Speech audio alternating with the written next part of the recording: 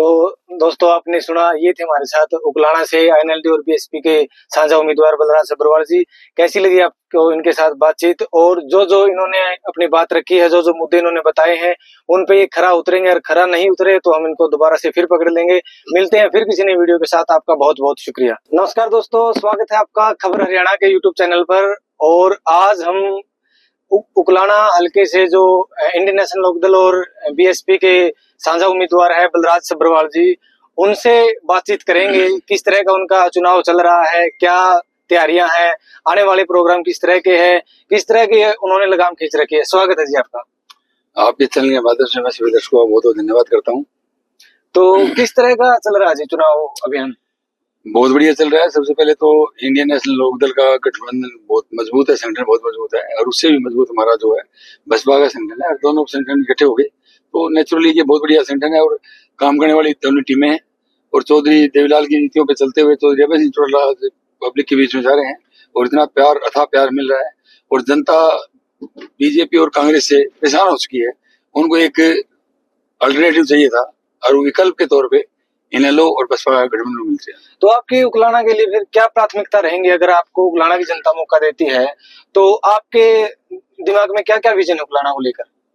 उकलाना की जनता ने 2 बार तो अनूप धानक को विधायक बना के देख लिया, और एक बार कांग्रेस से नरेश सेलवाल बना के देख लिया।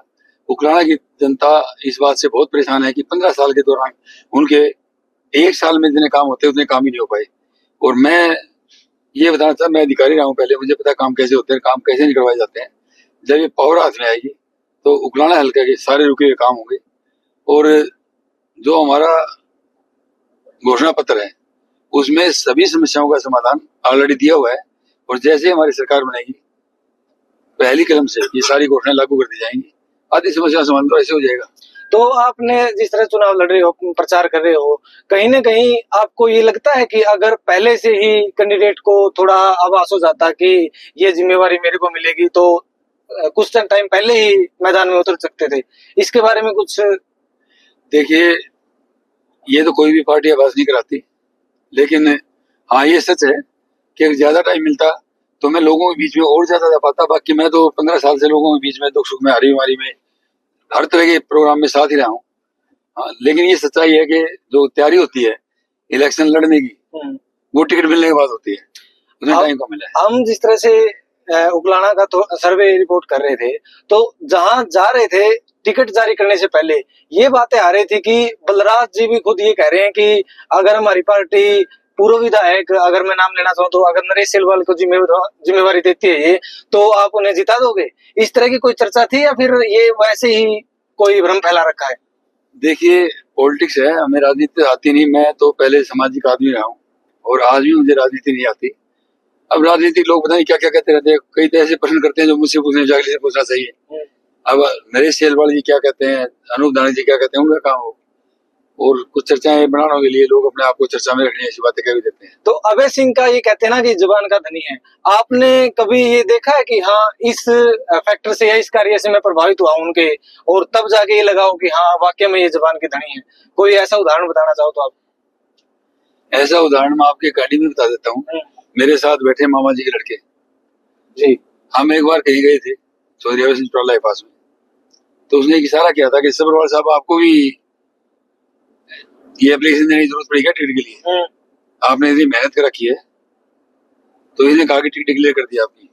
और बाद में ये मैसेज आया लोगों के थ्रू कि भाई आपको टिकट नहीं मिल रही, टिकट किसी और को दी जा रही है।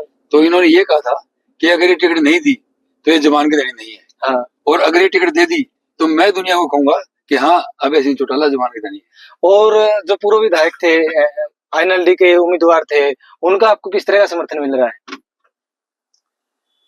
आईएनएलडी के पूर्व विधायक, आईएनएलडी से पूर्व जो प्रत्याशी रहे हैं ललिता डांग जी, उनसे आपका किस तरह का समर्थन मिल रहा है? या फिर देखिए, हम मुख्य तौर पे 4 टिकटार्थी थे, और चारों में से एक दिन पहले टिकट मिलने से पहले हम चौधरी अभय सिंह चौटाला से मिले थे, क्योंकि कहीं ना कहीं ये चर्चा बाजार में हो जाती है कि अभी कोई और कैंडिडेट टिकट है तो वो आ जाएगा। मैंने एक ही बात की थी चौधरी साहब से कि बीजेपी ने अपने कैंडिडेट को छोड़ के बाहर के कैंडिडेट को टिकट दी थी, उसका देख लो क्या हाल हो रहा है। ठीक है, आप हमारे में से चारों में से किसी को भी कैंडिडेट को टिकट दोगे, हम चारों उसका इलेक्शन लड़ेंगे। तो आज के टाइम पर आईएनएलडी की और बीएसपी के गठबंधन की कितनी सीटें का अनुमान लगा रहे हो आप, अगर आप ईमानदारी से बताओ? पहले तो लोग 21 से 24 सीट बता रहे थे, जी। लेकिन पिछले 3 दिन से जो ग्राफ बढ़ा है, आप उगलाना देख लीजिए। उगलाना जो है ना, लोग कोई कह रहे 40,000 से जीत रहा है, 15 से जीत रहा है, कल वो डाउन चलाएगा। आज लोग ये कह रहे हैं कि अब नरेश सेलवाल हर रोज डाउन जाता जा रहा है। अब अगर समय देखें तो आज तकरीबन रात के 9 बज चुके हैं और आपके आगे भी कार्यक्रम चल रहे हैं, तो इस हिसाब से तो आपका जो चुनाव है वो और भी जोर पकड़ गया है। देखिए, सबसे बड़ा मैं आपको फैक्टर बताता हूँ। लोगों ने ये बना दिया था कि भाई जाट वोट जो है ना वो नरेश सेलवाल के तरफ जा रहा है हुड्डा के कारण, और बाकी जो वोट है वो बलराज की तरफ आ रहा है। लेकिन मैंने कहा जाट और नॉन जाट की लड़ाई नहीं है, ये एक अच्छे, शिक्षित, योग्य और अयोग्य की लड़ाई है। इन्होंने अपनी अयोग्यता सिद्ध कर रखी है कि विधायक बनने के बाद भी कुछ नहीं कर पाए, और मैं एक सामाजिक आदमी होते हुए भी, मैं आपको टाइम नहीं है, मैं हजारों ऐसे उदाहरण दे सकता हूँ कि मेरे एफर्ट से बच्चों की जिंदगी बढ़ी है। तो हमारी तो ये शुभकामना रहेंगी कि आप और भी जोर शोर से अपने चुनाव को लड़ें, और विजय की भी हम तो आपको अग्रिम शुभकामना दे सकते हैं। आपने समय दिया, आपका बहुत बहुत शुक्रिया। आपको मैं 2-4 बातें बताना चाहता हूँ। पूरा नंसला गाँव है, एक तरफा इलेक्शन कर रहा है। पूरा पनियारी गाँव है, बिल्कुल एक तरफा इलेक्शन कर रहा है। आपका बिठुड़ा गाँव है, बहुत बड़ा गाँव है बिठुड़ा, और उसमें सेलवाल गोत्र के लोग भी हैं। उन्होंने मुझे बुलाया, चाय पानी प्रोग्राम किया। उसके साथ में दूसरे जो पातड़ पट्टी के हैं, पातड़ पट्टी और दत्तरवाल, 2 गोत्र हैं बड़े तौर पे। दत्तरवाल भी सारे साथ आ गए, और पातड़ पट्टी ने तो इतना खुला समर्थन कर दिया, कोई घर भी नहीं बचा। तो आप खुद ही समझ सकते हैं कि एक तरफा इलेक्शन होता जा रहा है, क्योंकि ये इलेक्शन मेरा नहीं है, ये इलेक्शन चौधरी देवलाल की नीतियों का इलेक्शन है, चौधरी ओम प्रकाश चौटाला के संघर्ष का इलेक्शन है, चौधरी अभय सिंह चौटाला के त्याग का इलेक्शन है, और आपके छोटे भाई बलराज सब्रवाल के विश्वास का इलेक्शन है।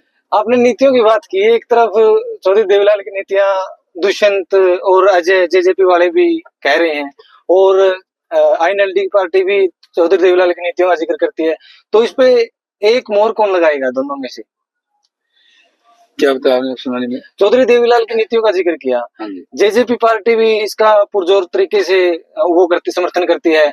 आप भी इसका प्रचार कर रहे हो कि चौधरी देवीलाल की नीतियां, आखिरकार किसके ऊपर, किसका अधिकार है चौधरी देवीलाल की नीतियों का प्रचार करने का? देखिए, चौधरी देवीलाल की जो निशान था, सिंबल था, वो था चश्मा। एक घर की धरोहर होती है, वो जो घर की धरोहर होती है ना, उसी की होती है जो मालिक होता है। चौधरी देवीलाल के बाद में वारिस था चौधरी ओम प्रकाश चौटाला जी, और वो जल्दबाजी करके, नहीं तो हो सकता है शायद अजय चौटाला वारिस होते, बड़े भाई थे, और अभय चौटाला जी ने कभी ऐसी ख्वाहिश की भी नहीं थी, क्योंकि वो इतने बड़े भाई का इतना मान सम्मान करते थे। और लोगों को एक बात बताना चाहता हूँ आपके चैनल के माध्यम से, लोगों को बहुत बड़ा भ्रम है कि चौधरी अभय सिंह चौटाला बहुत कठोर हैं, सख्त हैं, बहुत करड़े हैं। सही मायने में परिवार के प्रति जितने नरम चौधरी अभय सिंह चौटाला है, इतना एक भी नहीं है। तो अब हम मतलब एक क्विज के तौर पे 4 नाम बताएंगे आपको, और उनमें से आपको जो पहला थॉट आपके दिमाग में आए उसका एट ए टाइम आप जवाब देना है। अभय सिंह के बारे में बताओ आप कुछ। हाँ जी, अभय सिंह के बारे में आपका पहला विचार क्या आता है? अभय सिंह सामाजिक, सच्चा और जुबान का धनी है। दुष्यंत चौटाला? दुष्यंत चौटाला डिप्लोमेट है। थोड़ा और विस्तार से बताना चाहो तो? आप जो कहना चाहे, मैं नहीं कहना चाहता। जो घर को तोड़ दे उसके लिए लोग क्या कहते हैं? मनोहर लाल खट्टर जी? कुछ है ही नहीं। पूर्व में मुख्यमंत्री रहे आप, ऐसे तो मतलब देखिए, आप एक नेता होता है, एक एमएलए एमपी होता है। वो एमएलए एमपी हो सकते हैं लेकिन मुख्यमंत्री नहीं हो सकते, मुख्यमंत्री हो सकते हैं लेकिन नेता नहीं हो सकते। भाई कहाँ लेके जा रहे हो आप?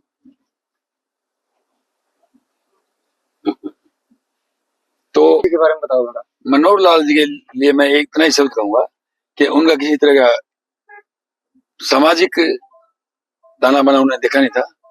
सन्यास का जीवन दिया था उन्होंने, और सन्यास के लिए तो सन्यासी बढ़िया होते हैं। राजनीति में आकर के आदमी उस समाज के साथ चलना पड़ता है, सामाजिक नहीं है वो। तो अंत में आप जनता से क्या अपील करना चाहोगे? मैं जनता से एक अपील करना चाहता हूँ, आज हरियाणा को एक अच्छे, सच्चे और जुबान के धनी पब्लिक की आवाज को उठाने के लिए, सही भाषा में कहूं तो गरीब, किसान, कमेरे, छोटे व्यापारी, कर्मचारी और सभी दलित वर्ग की आवाज को उठाने के लिए एक ऐसे सच्चे इंसान की जरूरत है जो निष्पक्ष तौर पे काम कर सके, और वो चौधरी अभय सिंह चौटाला है, उसको मुख्यमंत्री बनाने के लिए इन्हें लोग बसपा गठबंधन के हर कैंडिडेट को जिता के भेजें, ताकि चौधरी अभय सिंह चौटाला मुख्यमंत्री बन सके। तो दोस्तों, आपने सुना, ये थे हमारे साथ उकलाना से आईएनएलडी और बीएसपी के साझा उम्मीदवार बलराज सब्रवाल जी। कैसी लगी आपको इनके साथ बातचीत, और जो इन्होंने अपनी बात रखी है, जो मुद्दे इन्होंने बताए हैं, उन पे ये खरा उतरेंगे, और खरा नहीं उतरे तो हम इनको दोबारा से फिर पकड़ लेंगे। मिलते हैं फिर किसी नई वीडियो के साथ। आपका बहुत बहुत शुक्रिया।